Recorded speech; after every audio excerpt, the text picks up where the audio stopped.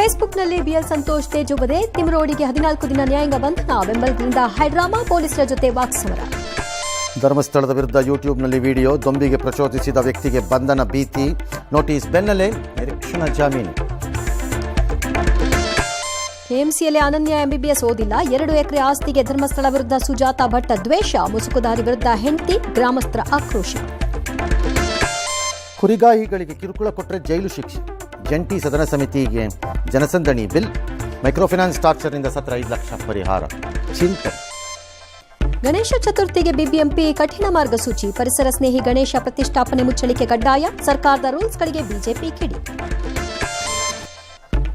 ದೆಹಲಿ ಸಿಎಂಗೆ ಝೆಡ್ ಶ್ರೇಣಿ ಭದ್ರತೆ ನಟಿಗೆ ಲೈಂಗಿಕ ಹಿಂಸೆ ಕೇರಳ ಕಾಂಗ್ರೆಸ್ನಲ್ಲಿ ಕೋಲಾಹಲ ಸಿದ್ದರಾಮಯ್ಯ ವಿರುದ್ಧ ಮತ ಕಳವು ಕಂಪ್ಲೇಂಟ್. ಉಪರಾಷ್ಟ್ರಪತಿ ಚುನಾವಣೆಗೆ ಇಂಡಿಯಾ ಅಭ್ಯರ್ಥಿ ನಾಮಪತ್ರ ಮೈತ್ರಿ ಮಾತೇ ಇಲ್ಲ ದಳಪತಿ ವಿಜಯಯ್ಯ ಘೋಷಣೆ ಬಾಹ್ಯಾಕಾಶ ಅನುಭವ ಹಂಚಿಕೊಂಡ ಶುಕ್ಲಾ. ಮೈಸೂರು ದಸರಾದಲ್ಲಿ ಏರ್ ಶೋಗೆ ಕೇಂದ್ರ ಅನುಮತಿ ರಾಜ್ಯದಲ್ಲಿ ಬೈಕ್ ಟ್ಯಾಕ್ಸಿ ಮತ್ತೆ ಶುರು. ರೇಣುಕಾಸ್ವಾಮಿ ಕೇಸಲ್ಲಿ ಉಳಿದ 5 ಆತಂಕ.